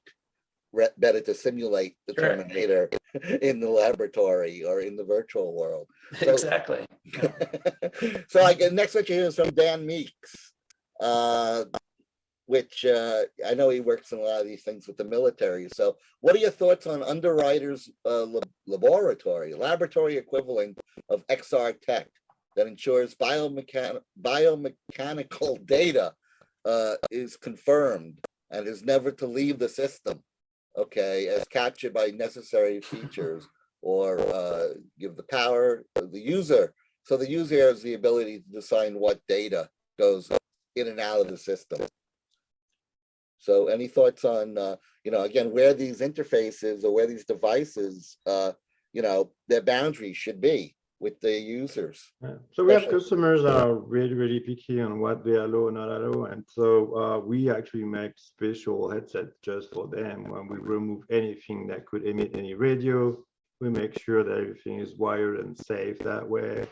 We make sure no parts has been manufactured into a country they don't like, and so forth. So we've seen that, and especially when companies in military or when they have a very specific needs to protect the data. So the data is often way more expensive than the hardware. So we do offer that. Okay. So next question. This is great. There seems to be a lot of hostility from people like Larry, who have been in the VR AR space for many years, toward Web 3D evangelists who tend to support cryptocurrency, NFTs, and blockchain technology more broadly. Is there a place for newcomers to this scene who see decentralization as a positive addition to the space? I'll just make a quick comment. It's not that I don't see decentralization as potentially positive. It's just that I'm not so sure some of these solutions like cryptocurrency, NFTs, and blockchain actually do that, or will have that final result in the world. So that's a quick thing. But again, in terms of NFTs and cryptocurrencies, in terms of peer-to-peer payments for creatives, you'll find nobody who's been doing it longer than me and who's been trying to get people to understand it longer than me. So, NFTs are a revenge of the artists in that regard. But don't abuse that power, because that doesn't make you right. Two wrongs don't make a right. So anyone else want to deal with this concept of Web 3D? It's a really interesting point of question, or not question, but like tendency that there's these different parts. There's kind of there's spatial computing, so like AR and VR, like fall into there. That will be the interface. There's game engine, which is how the content will be created. There is virtual worlds where we'll gather and come together, and then there's blockchain, which like NFTs and DeFi and other parts, DAOs come into that, and that will be the commerce engine of as we move into the future, or many people see those four foundational building blocks. I think it's really interesting as sort of a cultural phenomenon right now that there's these those of us, which is many of us on this call, who really come from the VR part of it and think about metaverse in a certain way, and then there's people who are either come from the crypto world or are jumping into the crypto world and think about it from a sort of different vantage point. For me, I see it as like an overarching framework, and it will come together. But you have people in VR who are so hardcore anti anything crypto and anything NFT, and then you have people in on the flip side of that who are laughing. I had a conversation with Beeple at South by where he made fun of me because I do Supernatural every day to work out. Shout out to Zach and his company there that are providing me with that a great opportunity. So thank you. So it's interesting, but I think that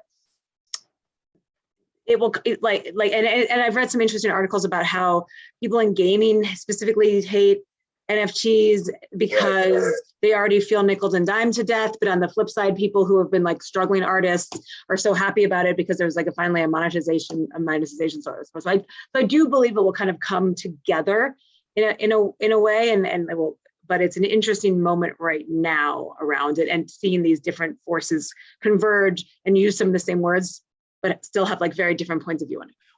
And that's why I went with the first question. And again, we've had this Web 1, Web 2, and now we're at Web 3, or these three stages of this network culture. And not all the pieces have come together justly during the 90s to the 00s to the 2020s. And I think that's what's happening. Fran, can we go over 9, or does the machine shut us down? But also, maybe Shen wants to talk about it too, because Shen, they just did a whole Viverse and announcement. I'm just trying to catch up on time. We have 1 minute. So you guys are on a roll. If you guys want to keep going, we can keep this going. We're not going to get kicked out. Okay. And I think didn't Facebook just make an announcement also this week about how they were selling virtual assets or something? We have 3 questions. We'll go to Shen and hit the 3 questions, and then we can do the final roll. I just wanted to make sure that the machine wasn't going to shut us down after 2 hours. So, Fran, we're good to maybe take another 15 minutes if we wanted? Sure. Okay. So, Shen, something to say? Yeah, I guess when it comes to us, we're experimenting with a lot of it. We think digital assets will need something for it to be tied to.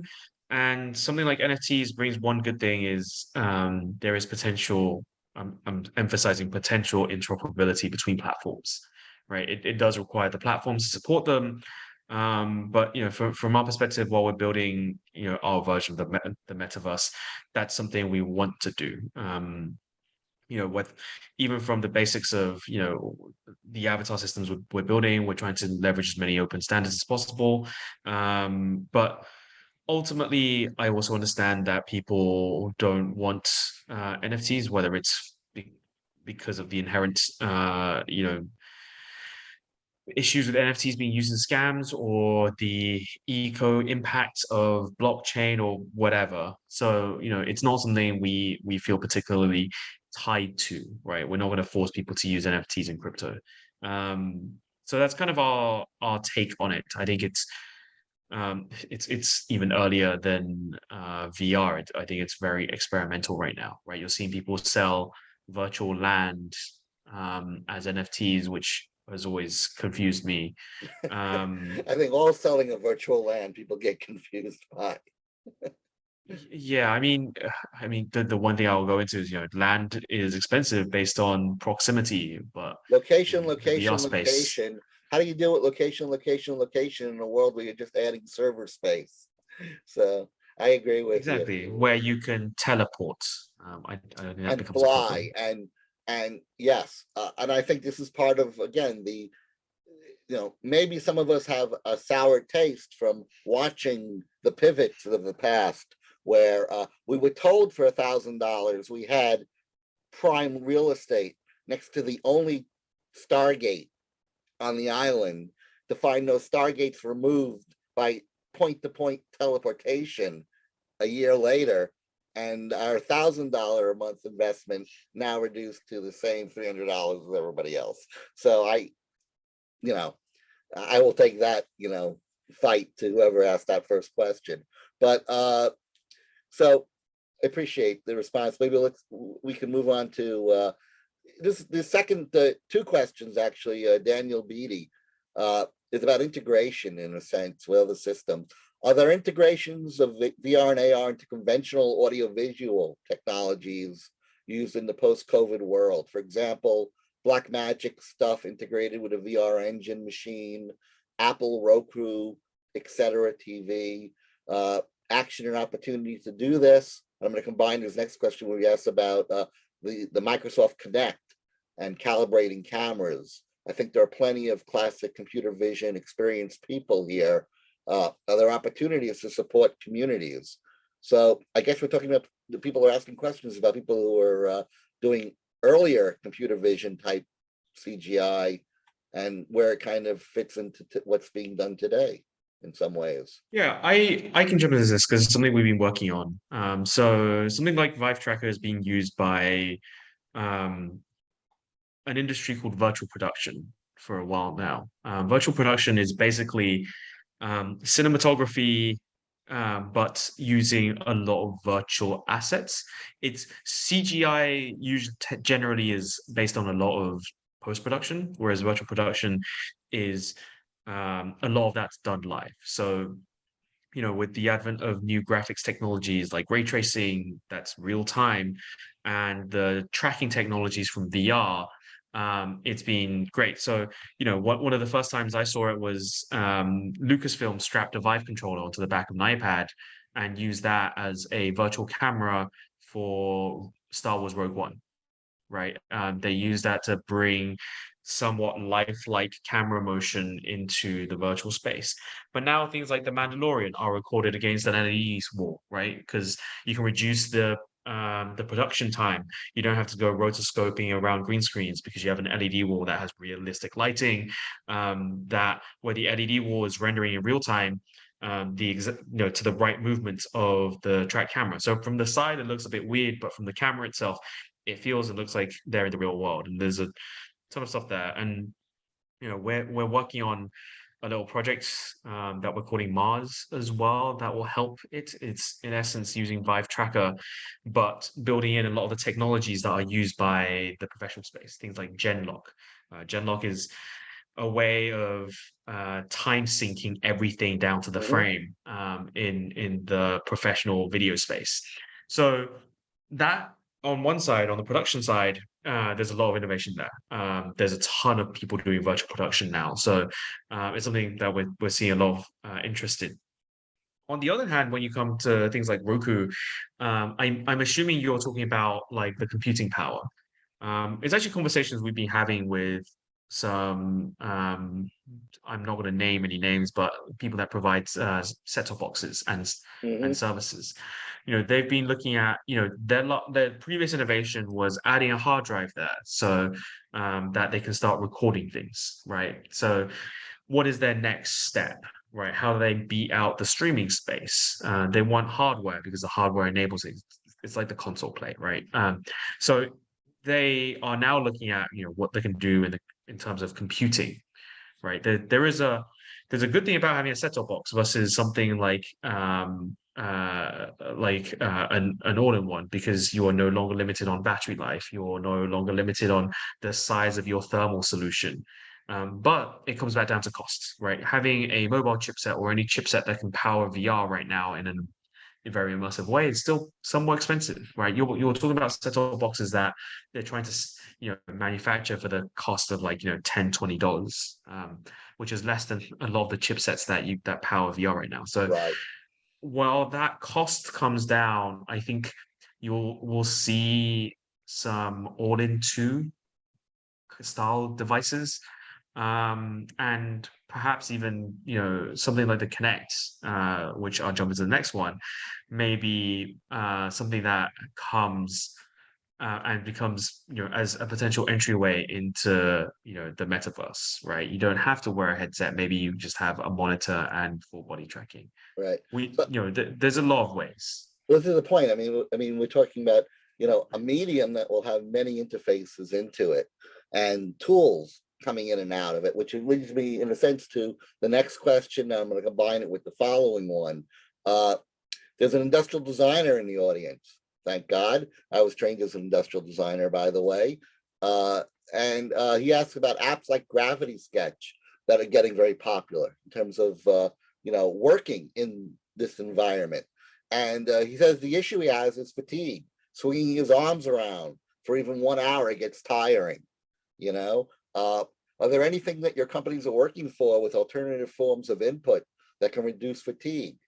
And people also with limited mobility. I mean, I will tell you, as an industrial designer, I've sat on my ass and worked on boards, or in front of tables, or stood up in front of tables and built models, physical models, and then of course digital models. And there wasn't a lot of this. I mean, I switched to the mouse pretty early 30 years ago, but when I got my pencil. So that's a question. And the other one was, what would you recommend for a mechatronics engineer that wants to enter the XR industry? Mechatronics, I think I'm saying that correctly. I'm not even sure exactly what that is. And that's fair, since not many people know what industrial designer is. So there you go.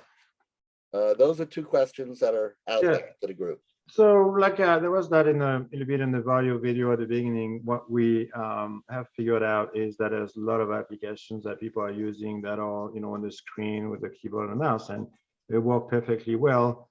The issue with is how do you use those applications in VR? So what we have, and thanks to the super high resolution on one hand, and on the other hand, the fact that you can see your own hands, your own keyboard, your own mouse, we actually have our customers are using the application that they use today with the inputs that they use today, the mouse, the keyboard. But what we can do in addition with the headset on the face, right? But what we can do in addition to that is when they run the simulation in the application, they press play, or in some application do that, then we can see the models on the left or on the right, wherever we position them, or behind them, or we can walk into it if we want to, by just leaving their seat and then walking around the room. So that's how we kind of solve that issue of being able to use your regular seat and keyboard and mouse, and the way you used to do the ergonomic keyboard, the ergonomic mouse, and so forth, and still be able to go in and out of VR and of all the benefits of it using the it's called so it's using the XR3 and the software that is part of the XR3 that let you get all your desktop in the VR space or XR space. Anyone continue, or I'll just comment that, I saw recently, just within the last week, somebody released a piece of software, I think it's for the MetaQuest 2, which is a painting program that actually looks like you use an easel and paintbrushes and palettes as opposed to icons of colors and icons of shapes. I can't wait. I mean, this is how traditional artists were taught and still are taught. I mean, yes, you have to learn the icon language of the Macintosh in a sense to use Photoshop or 3D Max or Maya or whatever, but to sculpt and things like that, and or to paint, it might be very interesting to actually have those tools kind of digital twinned in the virtual world. Anyone have a Metatronics? Anybody have a clue? All right, whoever asked that question, you stumped the panel. Somebody send them a free HMD. The final question. Daniel put up a definition. It says mechatronics engineers tend to be a hybrid of computer and mechanical engineer, if I recall the academic trends. Is that what it was meant to be? The question is gone. So mechatronics, it just sounds so 21st century, So I think from my mechatronics engineer, that I would recommend two different possibilities. One is robots, and the other is the factory automations. Building digital factories and digital twins of factories. Well, that's right? exactly. And those two are related, but coming at it from different angles, I think. So, I think there's a lot of interesting possibilities there. That makes a lot of sense if those are the things are. So it's 9:13. We'll take a final question for 2 minutes, and then we'll. I guess maybe Sunil will come back on with some final points. What are your thoughts on democratization of hardware, and would this become a larger entry point for education, teachers who are already using AR, VR in the classroom? So, that's what COVID brought, by the way, from history. One of the biggest groups that invaded the virtual world bubble were educators through Second Life and those platforms 15 years ago. They weren't treated very well. I'll leave it like that. But COVID, brought them back to the yard, as they say, in AltSpace and Mozilla Hubs and other, and those platforms. Educators came, and they want to use this technology, obviously. So where do you see the kind of maybe the question is asking about the slope of adoption, because I know Joanna mentioned some things with what HP has done. So anybody. We've seen VR being used in classrooms a lot. Actually, in the China market, the government have been funding a lot of those experiments, in funding a ton of hardware and also content to evaluate. I don't remember the data off the top of my head, but it definitely brought a significant amount of benefit, right? Yes. Just to put, like, I guess, a comparison, when you're in a classroom and you see the most boring text heavy slide deck, you're completely zoned out, right? Most people are zoned out. But that's why teachers started using things like videos, right? Similar to decks that a lot of us might make for a presentation. It's about engagement factor, and the immersion brings not only engagement but it also reduces distraction factors in VR. So that there's definitely a ton of potential there. I think there are a lot of things. It's kind of like when computers entered the classroom, and I think there will be a sweet spot when it comes to cost, but also the content as well. And of course, because it's education, legislation as well. So that's right. Even if the content and hardware is ready, you still need the legislation in place, unless it's just part of like a thing that teachers might use to enforce education rather than being part of education itself. Well, thoughts, others?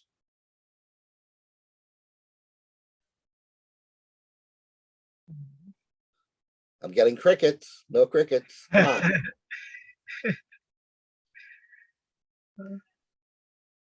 Well, I'll follow up. I'll agree with that. I mean, again, education, as I mentioned, and especially media education is my pet peeve in this world. You mentioned, I mean, when computers went into schools 35 years ago, 40 years ago, there wasn't much planning involved. And again, one has to look at the total effects of that, good and bad, after 40 years. The same with television and video. I remember Chris Whittle out of New York media world, who Television One or Channel One. So, these are our tools. It's McLuhanism. We make our tools and then they make us. So I think that's really, the hardware, the tool makers' dilemma and question. I think we're at 9:15. I just want to add one quick point there. I think computation is definitely getting democratized, right? And the amount of computational power available to anybody is quite staggering. In grad school, I used some giant supercomputers that took up basketball courts and used megawatts of power, and just a single one of our GPUs is 10 times more powerful than that entire computer, right? And the computation on my iPhone is probably approaching half of it. I haven't looked up those numbers. The amount of computation that people can throw at interest problems, that's how we're going to be able to scale. And